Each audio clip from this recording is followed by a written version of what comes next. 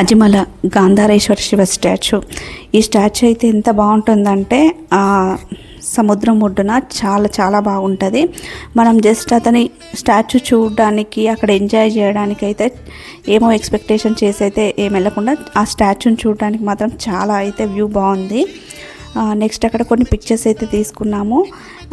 మేము ఇక్కడ అక్కడ వెళ్ళి సముద్రం బీచ్లో అయితే ఆడుకోలేదు, ఎందుకంటే అక్కడ అలలు బాగా వస్తున్నాయి. నెక్స్ట్ మాకు పద్మనాభ స్వామి టెంపుల్కి వెళ్ళాలి అన్న హడావిడి ఉండే, కానీ బయటకు వచ్చేసాక ఏమైందంటే మేము 1 అంతా అయిపోయింది అక్కడ చూడడం. 5 o'clock టెంపుల్ అన్నారు.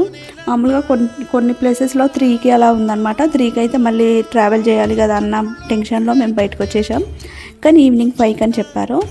సరేలే మనం బస్ దగ్గరికి వెళ్ళి వంట చేసుకొని తిని ఫ్రెష్ అయ్యి వెళ్ళిపోదాం అనుకున్న టైంలో మాకు అక్కడ కొందరు ఏం చెప్పారంటే ఇక్కడ వంట చేసుకోవడానికి అలో లేదు, మేము ఒక ప్లేస్ చెప్తాము, ఆ ప్లేసెస్కి మీకు ఇష్టం ఉంటే రండి అని చెప్పారు. సరేలే అని అందరం ఓకే అనుకున్నాము. పర్ హెడ్ 250 ఛార్జ్ చేశారు. అది పూవర్ ఐలాండ్ అనమాట అజిమలలో. అక్కడికి వెళ్ళాము. మనకు ఫ్రెష్ అవ్వచ్చు, ఫుడ్ చేసుకోవచ్చు, కాసేపు ఉండొచ్చు, రిలాక్స్ అవ్వచ్చు అన్నట్టుగా వెళ్ళాము. అందరం ఫుడ్ తిని తర్వాత వెంటనే ఐలాండ్ చూడడానికి వెళ్ళిపోయామన్నమాట. ఐలాండ్ చూస్తూ ఉన్నప్పుడు అంటే ఐలాండ్ వెళ్ళే మార్గము ఎలా ఉందంటే విశాల్ గారి మూవీ ఉంటుంది ఒకటి, ఆ మూవీలో సేమ్ ఏమంటారు కొన్ని సీన్స్ అయితే మేము వెళ్ళే దారిలో ఉన్న సీన్ల లాగానే ఉంటుంది అనమాట సేమ్. మేమైతే బోట్లో కొన్ని పిక్చర్స్ వీడియోస్ అయితే క్యాప్చర్ చేసుకున్నాను, ఎందుకంటే మనకు అవి మెమరీస్ కదండి. నెక్స్ట్ అందరం మేము ఒక 3 boats అంటే మేము 19 మెంబర్స్ ఉన్నాము. 19 మెంబర్స్, 2 డ్రైవర్స్తో కలిపి ఆ 19 మెంబర్స్కి 3 boatsలో వెళ్ళాము. మేము ఒకరినొకరు ఆపోజిట్లో వీడియోస్ అయితే తీసుకున్నాము. ఇక్కడ కనిపిస్తున్నాయి కదా కాటేజెస్, వీటికైతే మనము 1 month బిఫోర్ బుక్ చేసుకోవాలంట.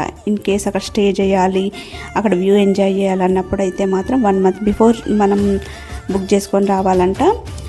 ఐలాండ్కి వెళ్ళాక కూడా చాలా పిక్చర్స్ దిగాము. క్యామల్ అలాంటివి చాలా ఉన్నాయి. సీ ఫుడ్ ఎంజాయ్ చేసే వాళ్ళైనా ఏదైనా చాలా బాగుంది అక్కడ.